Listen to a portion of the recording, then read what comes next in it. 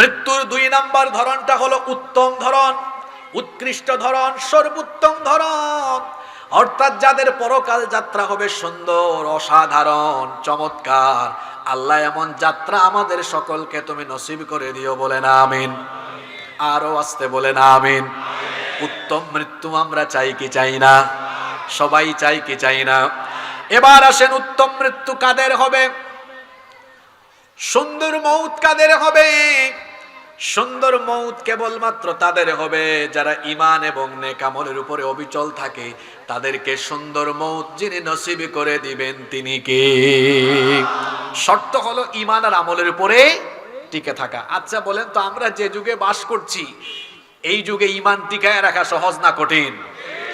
এত কঠিন। আল্লাহর নবী বলেছেন কিয়ামতের আগে আখিরি জামানায় ঈমান টিকিয়ে রাখা এত কঠিন হবে, জ্বলন্ত কয়লার উপরে দাঁড়িয়ে থাকা যতটা না কঠিন হবে, ঈমানের উপরে টিকে থাকা তার চাইতে আরো ভয়াবহ কঠিন হবে।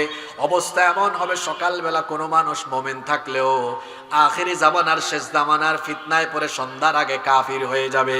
রাতের বেলা সন্ধ্যাবেলা ঈমান থাকবে, কিন্তু রাতের বেলা শয়তানি ফিতনায় লিপ্ত হয়ে সকালের আগে ঈমান হারা হয়ে যাবে। আজকে বলেন তো, ঈমান বিধ্বংসী সেই জাহিলি যুগের আধুনিক জাহিলি যুগের আধুনিক ফিতনা আমাদের সামনে পিছনে চতুর্দিকে এখন কম না বেশি? কিছুই লাগবে না আজকে আপনার ঈমান ধ্বংস করার জন্য। আপনার পকেটে থাকা মোবাইলটাই এনাফ, যথেষ্ট। এত সাংঘাতিক উপাদান এটা। যদি আপনি একটু এটার অপব্যবহার আরম্ভ করেন, চরিত্র নিকৃষ্ট হয়ে যাবে। নিচে নামতে নামতে লোকটা শয়তানেরও নিচের ক্যাটাগরিতে চলে যেতে পারে। মোবাইল ফোনের অপব্যবহারই আপনাকে ধ্বংস করে দিতে পারে। আবার এই শেষ জামানায় যারা ঈমানকে বাঁচাবে, এদের আবার আলাদা করে মর্যাদা যিনি দান করবেন, গলার আওয়াজ বড় করে সবাই বলেন তিনি কে?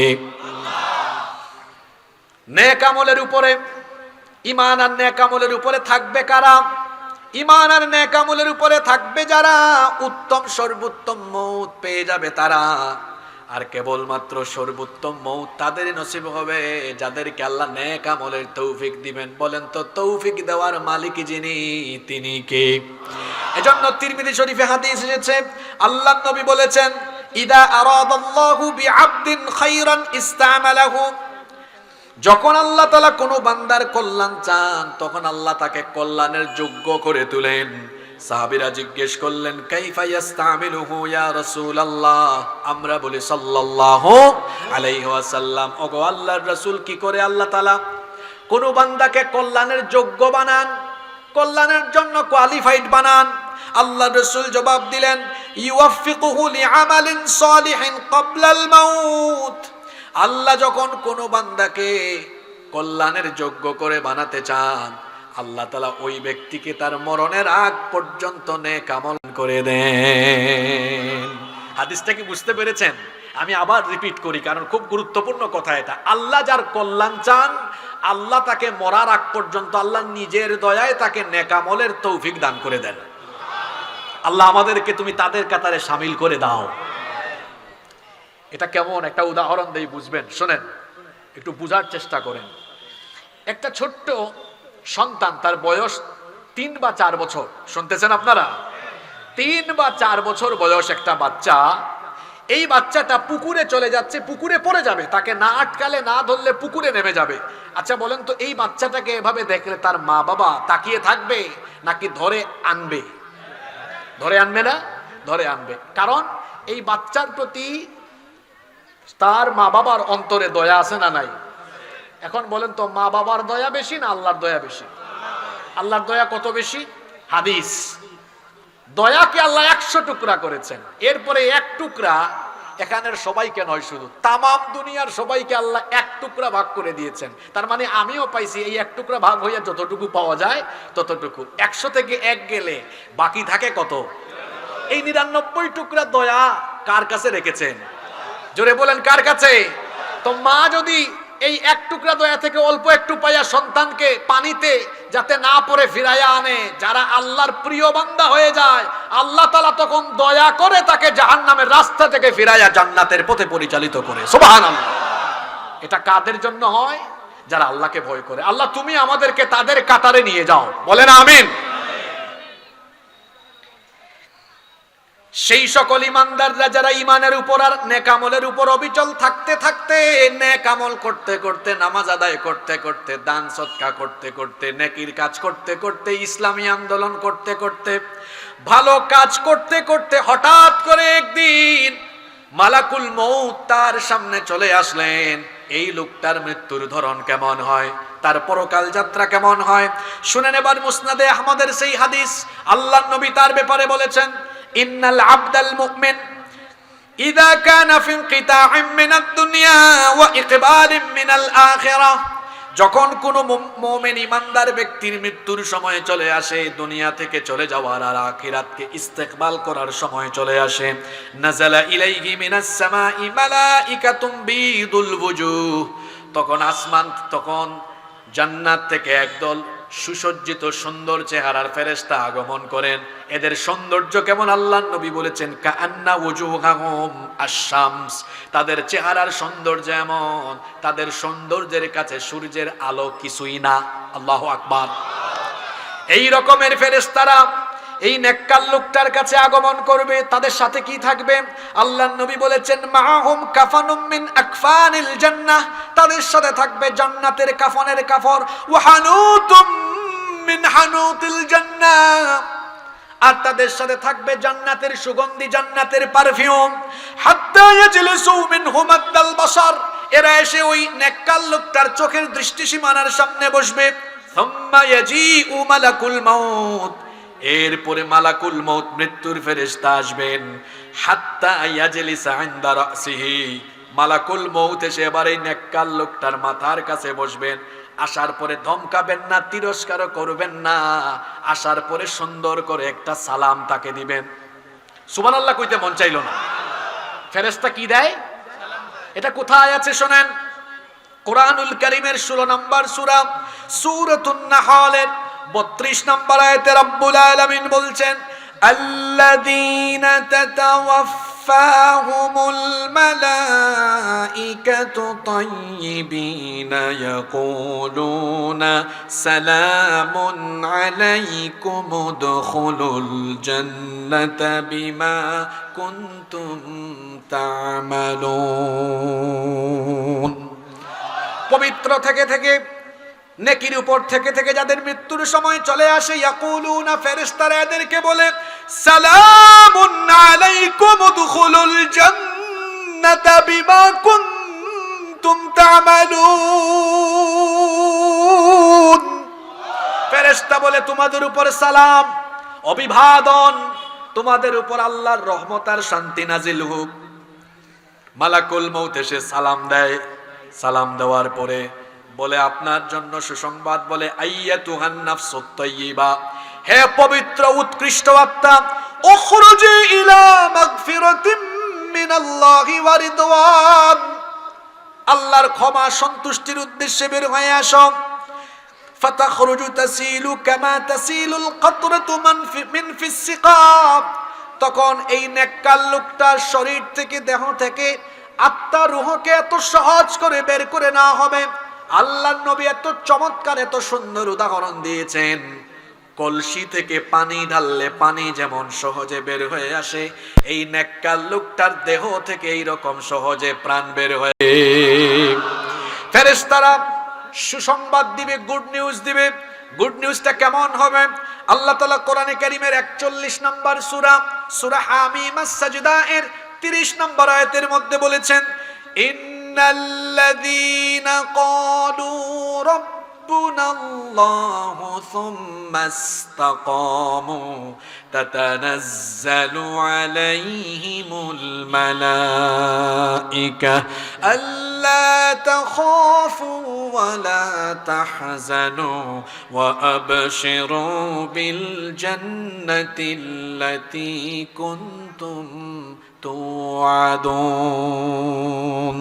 নিশ্চয়ই যারা ঘোষণা করবে, আল্লাহ আমার রব, আমাদের রব যিনি, জুড়ে বলেন তিনি কে?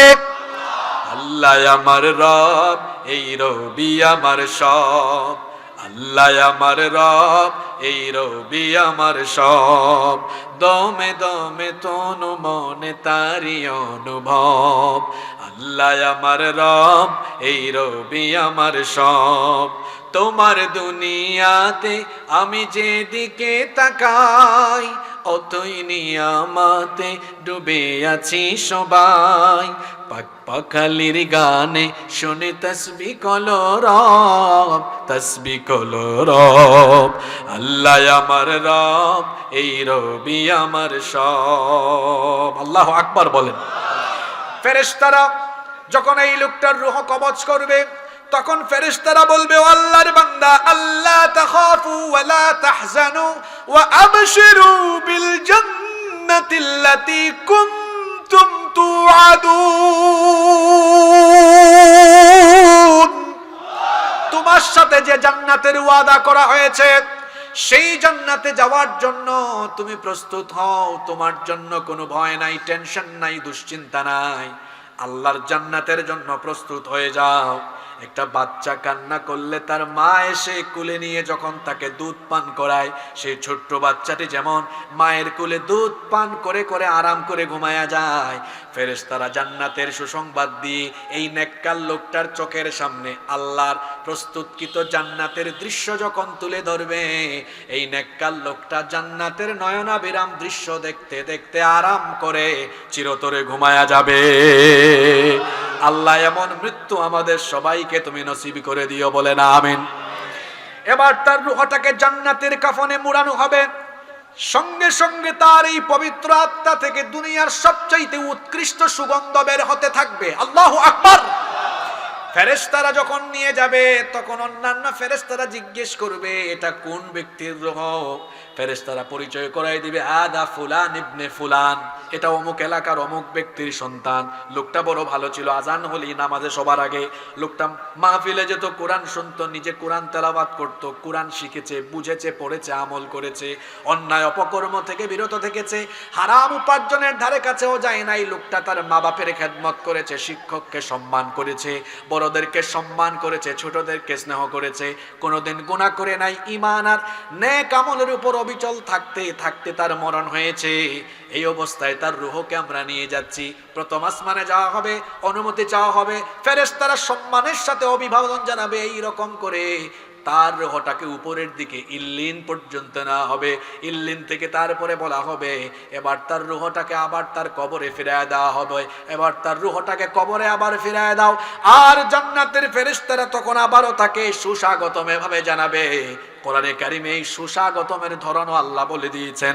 কোরআনে কারিমের 89 নম্বর সূরা সূরাতুল ফজরের 27 নম্বর আয়াত থেকে আল্লাহ বলছেন, তাকে তখন বলা হবে, যারা পারেন আমার সাথে পড়েন, ইয়া আইয়াতুহান নাফসুল মুতমাইন্নাতু রজিই ইলা রাব্বিকি রাদিয়াতাম মারদিয়া ফাদখুলি ফি ইবাদি ওয়াদখুলি জান্নাতি।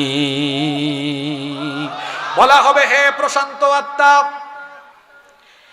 ইরজিই ইলা রাব্বিকি রাদিয়াতাম মারদিয়া, তোমার রবের সন্তুষ্টির উদ্দেশ্যে তুমি আসো, ফিরে আসো। ফাদখুলি ফি ইবাদি, আমার নেককার বান্দাদের কাতারে শামিল হও। ওয়াদখুলি জান্নাতি, আমার তৈরি করা জান্নাতের বাসিন্দা হয়ে যাও। গো রব, সেই জান্নাতি বান্দাদের কাতারে দয়া করে আমাদের সবাইকে সেদিন শামিল করে দিও।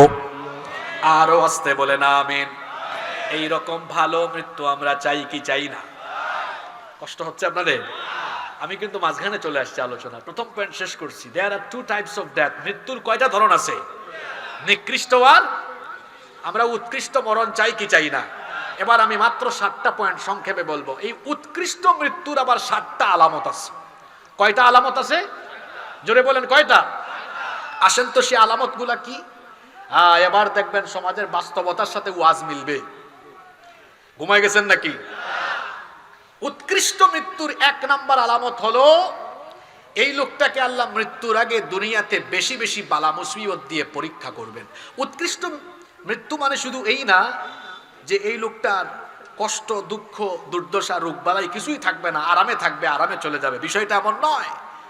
উৎকৃষ্ট মৌত পাওয়ার জন্য এই মৌতের আগে মুসিবত, বালা মুসিবতের জীবন থাকতে পারে, রোগ সুখ আসতে পারে, কঠিন নির্যাতন আসতে পারে, ফাঁসি আসতে পারে আল্লাহর তরফ থেকে।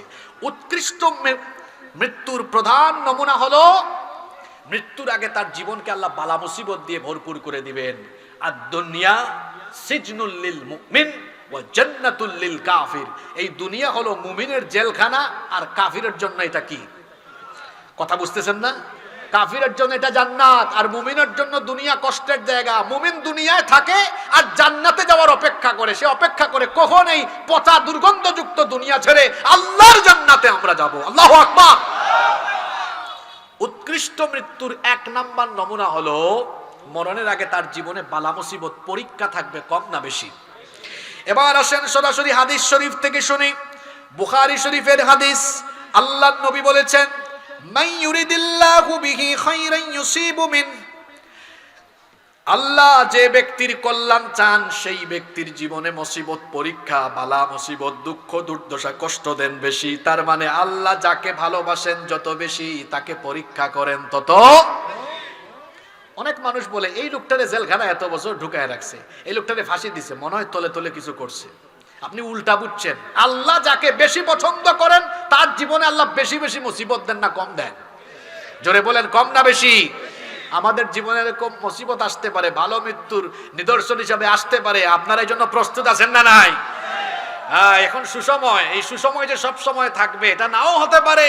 হতে পারে কঠিন সময় আসবে, রক্ত দেওয়া লাগতে পারে, জীবন দেওয়া লাগতে পারে, ইমানি পরীক্ষায় অবতীর্ণ হওয়া লাগতে পারে। কিন্তু একজন মুমিন সে কখনো ঈমানকে বিসর্জন দিবে না। প্রয়োজনে সে তার জীবনকে হাসি মুখে আল্লাহর রাস্তায় অকাতরে বিলিয়ে দিবে, তাও সে কখনো কোনো জালিমের সাথে অন্যায়ের আপোষ করবে না। আল্লাহ এই জাতের ঈমান আমাদেরকে দান করে দাও। ভালো মৃত্যুর এক নাম্বার নমুনা, মুসিবত আসবে কিন্তু আমরা হাসি মুখে বরণ করে নিব। সুবহানাল্লাহ পড়বেন না?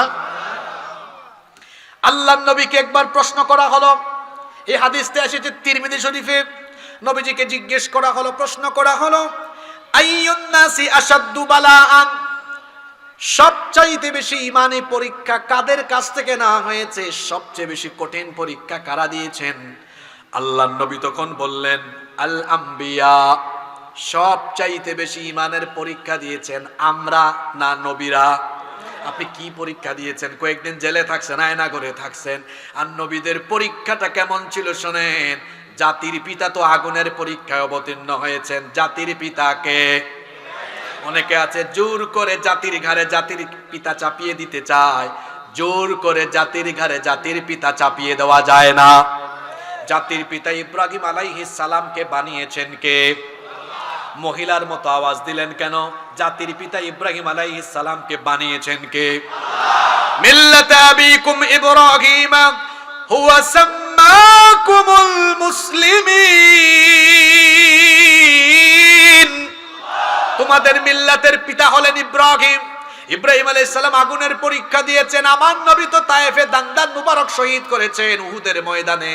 উহুদে দান্দান শহীদ করেছেন, তায়েফের ময়দানে নিজের শরীরের রক্ত ঢেলে দিয়েছেন। সবচাইতে বেশি ঈমানের পরীক্ষা দিয়েছেন আমরা না উম্মত না নবীরা? জোরে বলেন কারা? আল্লাহর নবীকে প্রশ্ন করা হলো, সবচেয়ে বেশি ঈমানি পরীক্ষা দিয়েছেন কারা? আল্লাহর নবী বললেন, আম্বিয়া ও আলাইহিমুস সালাম, নবীরা সবচেয়ে বেশি পরীক্ষা দিয়েছেন। বলা হলো এরপরে কারা? নবীজি বললেন, সুম্মাল আমসালু বিল আমসাল, সুম্মাল আমসালু ফাল আমসাল। অতঃপর মর্যাদার দিক থেকে তার পরবর্তীগণ, তারপরে তার পরবর্তীগণ। আর পরীক্ষার ধরনটা কেমন হয়, ক্লাসিফিকেশনটা কেমন হয়? আল্লাহর নবী বললেন, ফায়ুবতালার রাজুলু আলা হাসাবি দীনি, যার দিনদারিতা যত বেশি তার পরীক্ষার মাত্রাও তত। তার মানে ঈমান যার যত শক্ত, ঈমান যার যত কঠিন, তার পরীক্ষার মাত্রাও তত কঠিন। এই জন্য দেখবেন যারা অন্যায়ের সাথে আপোষ করে না, ঈমানের উপরে টিকে থাকে, এদের উপরে কঠিন নির্যাতন নিপীড়ন নেমে আসে। কিন্তু যতই নিপীড়ন আসুক না কেন আমরা কখনো মাথা নোয়াবো না, কারণ আমরা কেবলমাত্র মাথা নোয়াই একজনের কাছে। জুড়ে বলেন তিনি কি? ভালো মৃত্যুর প্রধান লক্ষণ হলো এই ভালো মৃত্যুটা আসার আগে জীবনের রোগ বালাই, দুঃখ দুর্দশা, নির্যাতন নিপীড়ন, বালা মুসিবত, বিপদ আপদ দিয়ে আমাদেরকে পরীক্ষা করবেন কে? এরকম পরীক্ষা আমাদের জীবনে আসলে পরীক্ষার জন্য প্রস্তুত আমরা আছি না নাই? ভালো মৃত্যুর দুই নাম্বার নমুনা হলো উত্তম মৃত্যুর 2 নাম্বার নমুনা হলো মৃত্যুর সময় কপাল হালকা ঘেমে যায়। তিরমিজি, নাসাই, মুসনাদে আহমদ বিখ্যাত হাদিসের 3 গ্রন্থে একযোগে এই হাদিসটি বর্ণিত হয়েছে। আল্লাহর নবী বলেছেন, আল মুমিনু ইয়ামুতু বিআরাকিল জাবিন, মুমিন ব্যক্তি কপালের মধ্যে মৃদু হালকা ঘাম নিয়ে মৃত্যুবরণ করে। এই ঘটনাটা আপনারাও জানেন। আমার নবী মরণের আগে, আমার নবী মৃত্যুর আগে প্রচন্ড রকম ঘামাচ্ছিলেন। তিনি তখন বলেন, আয়েশা গো, একটু পানির পাত্রে হালকা পানি নিয়ে আসো, আমার গায়ে প্রচন্ড জ্বর এসেছে। আল্লাহর নবী তখন পানির পাত্রে হাত ভিজিয়ে কপালটা মুছতেছিলেন। আল্লাহর নবীর কপাল ঘেমেছিল। এরকম বহু সাহাবীরাও আছেন মৃত্যুর সময় যাদের কপাল ঘেমেছিল। আল্লাহর নবী এটাকে বলেছেন এটা ভালো মৃত্যুর সাইন, ভালো মৃত্যুর নিদর্শন। ভালো মৃত্যু, উত্তম মৃত্যুর নিদর্শন হলো সেই মৃত্যু পদযাত্রী ব্যক্তি মরণের সময় হালকা মৃদু ঘাম নিয়ে মৃত্যুবরণ করে। সুবহানাল্লাহ। 3 নাম্বার ভালো মৃত্যুর 3 নাম্বার নমুনা হলো, আল্লাহর নবী বলেছেন ভালো মৃত্যুর আরেকটা নমুনা হলো মৃত্যুটা হতে পারে জুমার রাতে বা জুমার দিনে।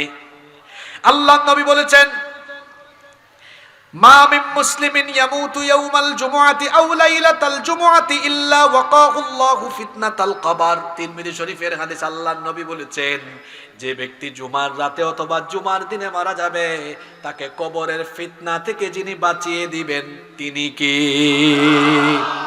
তবে আবার ভুল বুঝিয়েন না, জুমার রাতে তো অনেক বেঈমানেরও মৃত্যু হয়।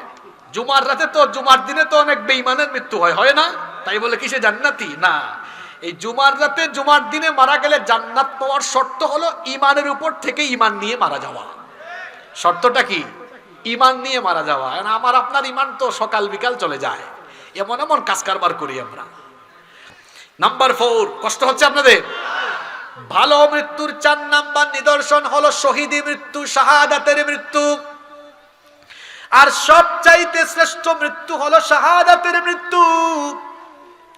আপনি যদি রোগে মারা যান, অসুখে বিসুখে মারা যান, রাস্তায় আপনি যদি অসুখে বিসুখে মারা যান, অথবা যে কোনো ভাবে যদি আপনি স্বাভাবিকভাবে মারা যাচ্ছেন, তো বলেন তো আপনি হাসরের ময়দানে তার বিচার হবে কি হবে না? আরো জোরে বলেন, হবে কি হবে না? হিসাব হবে কি হবে না? কিন্তু একমাত্র মৌত, একমাত্র মৌত, একমাত্র মৌত হলো শাহাদাতের মৌত, যে মৌতের পরে কোনো হিসাবও হয় না, বিচারও হয় না। শহীদদেরকে আল্লাহ তাআলা বিনা হিসাবে বিনা বিচারে জান্নাত দান করে দেন। হিসাবও নাই, বিচারও। আচ্ছা, এরকম মৃত্যু আপনারা চান কি চান না? আপনারা চাইলে চান বা না চাইলে না, আমি জানি না কে চান, কিন্তু রাসূল কি বলেছেন শুনেন। আমার রাসূল বলেছেন, আমার মনটা চায় জিহাদের ময়দানে গিয়ে আমি শহীদ হয়ে যাই, আবার আমাকে জীবন দেওয়া হলে আমার মনটা চায় আবার গিয়ে শহীদ হয়ে যায়, আবার আমাকে জীবন দিলে আমার ইচ্ছা হয় আবার গিয়ে শহীদ হয়ে যায়।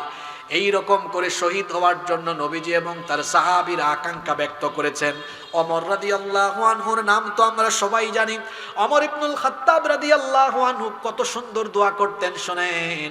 তিনি বলতেন, আল্লাহুম্মা রযুকনি শাহাদাতান ফি সাবিলিক ওয়াজআল মাউতি ফি বালাদি রাসূলিক।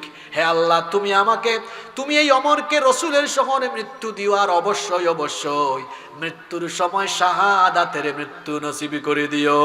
তার দোয়া আল্লাহ কবুল করেছেন, তিনি শহীদ হয়ে দুনিয়া থেকে গিয়েছেন। সুবহানাল্লাহ। সাহাবীরা শহীদ হওয়ার জন্য পাগল পারা ছিলেন।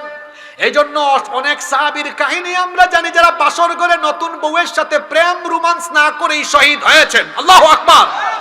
আর আমাদের যুবকেরা কেমন, বসকে বলে, বস আমাকে কিন্তু আগামী 1 মাসের ছুটি দিতে হবে। কেন? কারণ নতুন বিয়ে করছি, বউয়ের সাথে তো বহু জিনিস আছে, আমার বহু জায়গায় ঘুরতে যাইতে হবে, বহু ফাংশন আছে। কি ঠিক আছে না কথা? আর রাসূলের এমন বহু সাহাবী আছেন। হানজালা রাদিয়াল্লাহু আনহুর কাহিনী তো আপনারা জানেন।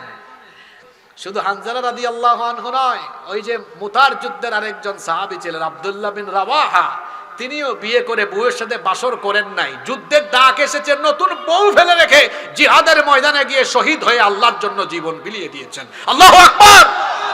যুবক তরুণ ভাইয়েরা, এই বাংলাদেশে কোরআনের রাজ প্রতিষ্ঠার জন্য এরকম মুহূর্ত আসতে পারে। রক্ত জীবনের দরকার হতে পারে, শাহাদাতের দরকার হতে পারে। যদি রক্ত জীবন আর শাহাদাতের দরকার হয়, আল্লাহর রাহে জীবনকে কুরবান করে দিতে কারা কারা রাজি আছেন? আল্লাহরে হাত দেখাও।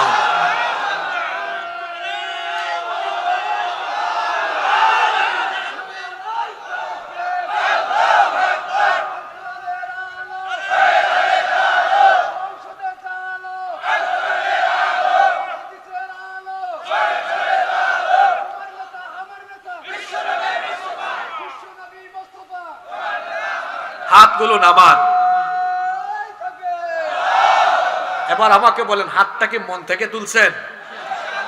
এবার সুসংবাদ শুনেন, এখানে যদি শহীদ কেউ নাও হন, আল্লাহ রাসূল বলেছেন, মান সাআলাল্লাহু শাহাদাতি বিসিদকিন বাল্লাগাহুল্লাহু মানাজিলাশ শুহাদাই ওয়া ইম্মাতা আলা ফিরাশি।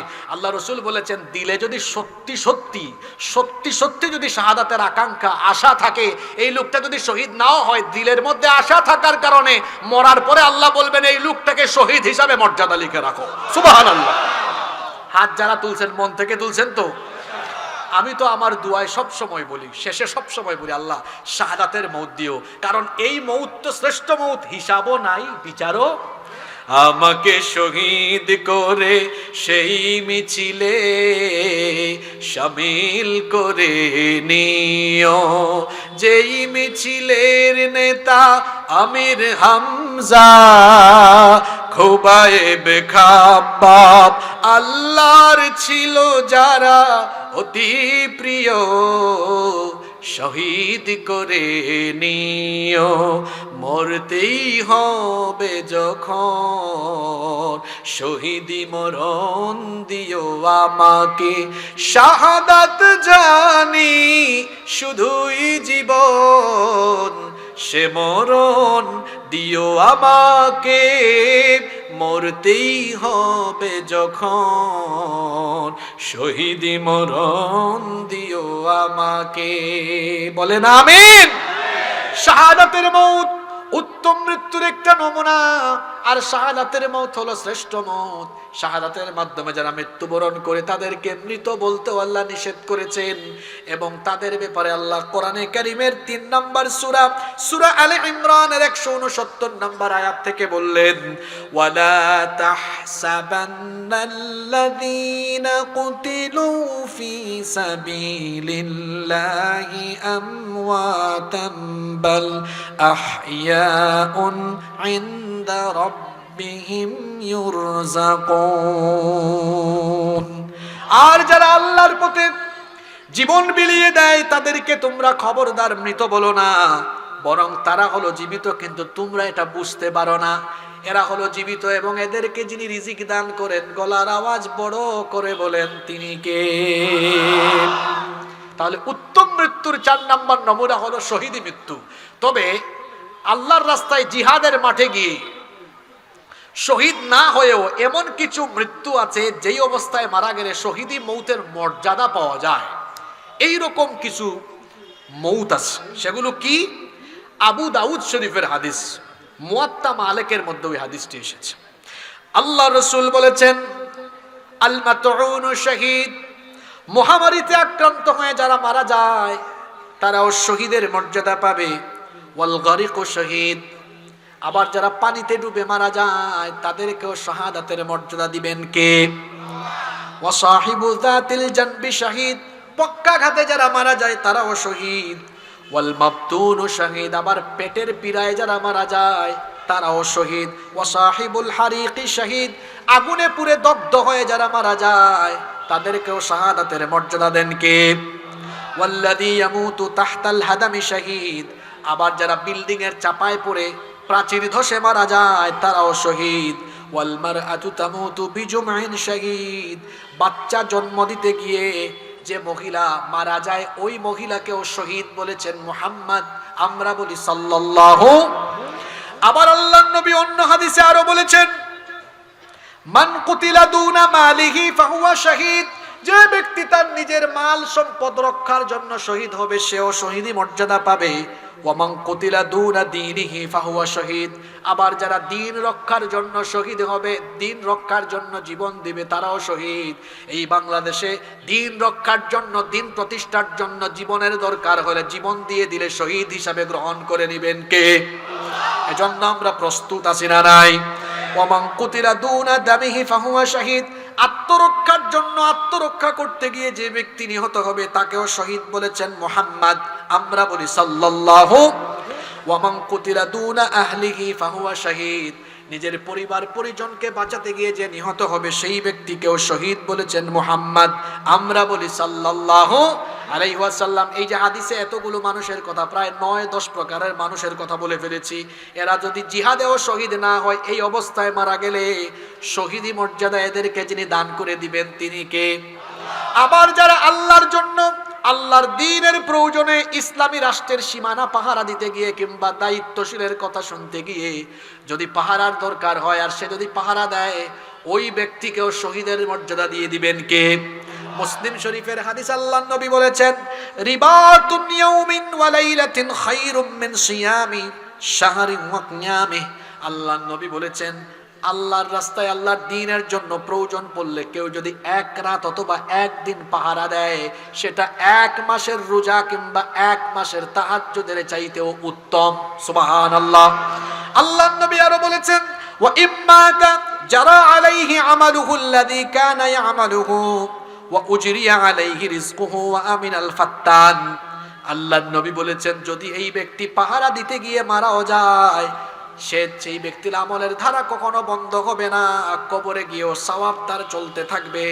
শুধু তাই নয়, তাকে আল্লাহ শাহাদাতের রিজিক দান করে দিবেন এবং কিয়ামতের দিন আযাব আর গজবের সকল ফিতনা থেকে বাঁচিয়ে তাকে যিনি জান্নাত দান করে দিবেন তিনি কে?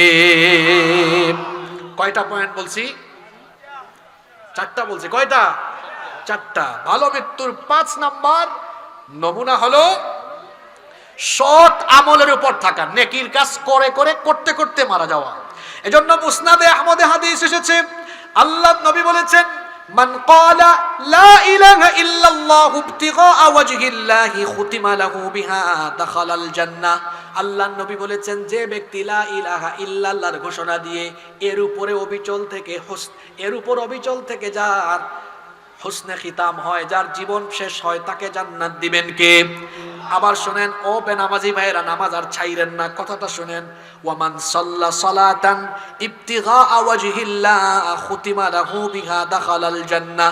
আল্লাহর নবী বলেছেন, যে ব্যক্তি আল্লাহর সন্তুষ্টির জন্য নামাজ আদায় করে আর নামাজি হয়ে মৃত্যুর সময় আসে নামাজি হয়ে যে ব্যক্তি দুনিয়া থেকে যায়, ওই ব্যক্তিকেও যিনি জান্নাত দিয়ে দিবেন তিনি কে? ও আমার যুবক ভাই, যে ঈমান আপনাকে ঘর থেকে বের করে মসজিদে আনতে পারে না, এই দুর্বল ঈমান আপনাকে জান্নাতের ধারে কাছেও নিতে। ফজরের সময় ঘুমায় থাকেন আর জোহরের সময় ঘুম থেকে উঠে কেমন করে ঘুমাও তুমি, কেমন করে ঘুমাও তুমি, ফজর করে কাজা, এমন তো হতে পারে জোহরে জানাজা। হতে পারে কি পারে না? খবরদার নামাজ ছাইরেন না। আল্লাহর নবী বলেছেন, যার মধ্যে